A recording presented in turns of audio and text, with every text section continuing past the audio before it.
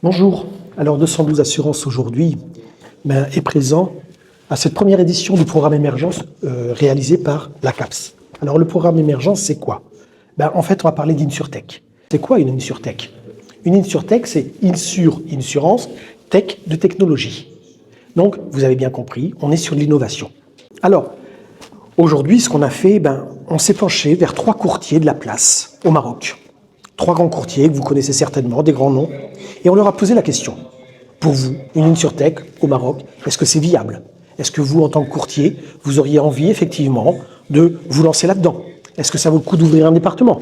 Recherche et développement, R&D. Des questions toutes simples. Voilà, à très bientôt.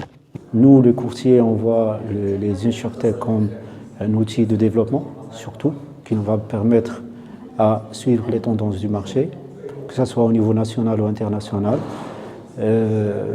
Vendre plus facilement, parce que vendre en ligne, c'est plus facile que vendre direct ou vendre face-to-face.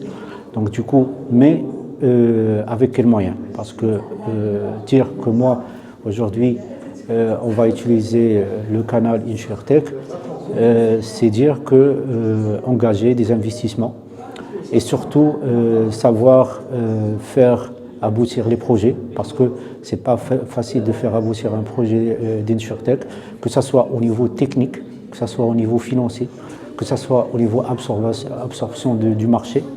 Aujourd'hui au Maroc, je crois qu'on a des petites expériences qui commencent un petit peu à voir le jour. Les marchés internationaux ont déjà eu cette expérience-là et on a vu à quel point ça peut apporter une vraie valeur ajoutée en termes de croissance, en termes de chiffre d'affaires, en termes de valeur ajoutée de façon globale. Et je crois qu'au Maroc, pour un secteur d'assurance qui est un secteur traditionnellement très rigide à bouger,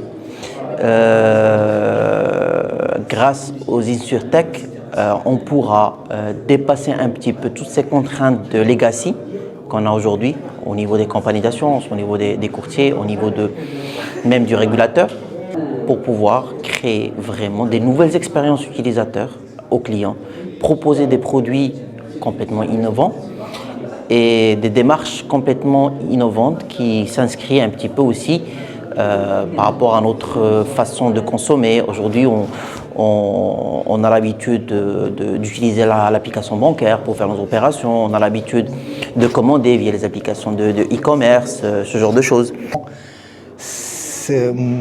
Moi, je viens de l'ancienne école, les anciens courtiers, les courtiers classiques.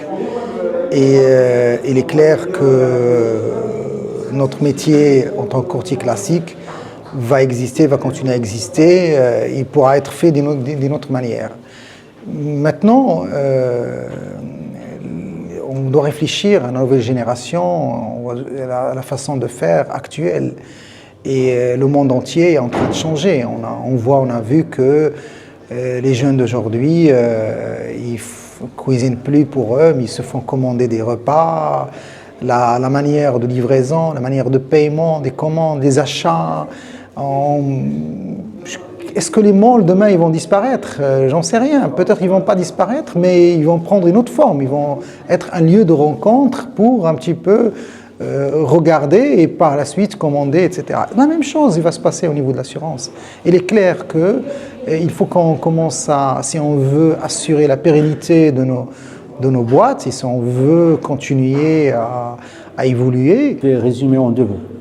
Voir les InsurTech en tant que courtier, c'est en même temps une opportunité et une menace. Une opportunité parce que ça permet d'avoir un outil performant pour générer du chiffre et pour pérenniser le revenu. Une menace parce qu'on n'a pas de choix. Et si on ne le fait pas, c'est que les InsurTech vont le faire seuls. L'assurance ne peut pas vraiment faire ne peut pas avoir le luxe de ne pas faire ce pas-là également pour vraiment s'adapter à la nouvelle génération des consommateurs qui vont venir. Peut-être qu'au niveau étatique, l'ouverture du marché de l'assurance pour homologuer ou autoriser des compagnies full digital, ça pourrait être aussi la solution. et il est temps pour notre marché de s'ouvrir à d'autres acteurs, d'autres opérateurs qui sont versés dans cet état d'esprit et qui pourront permettre un petit peu d'assurer une dynamique, challenger les anciens et aller beaucoup plus vite que ce qu'on fait aujourd'hui.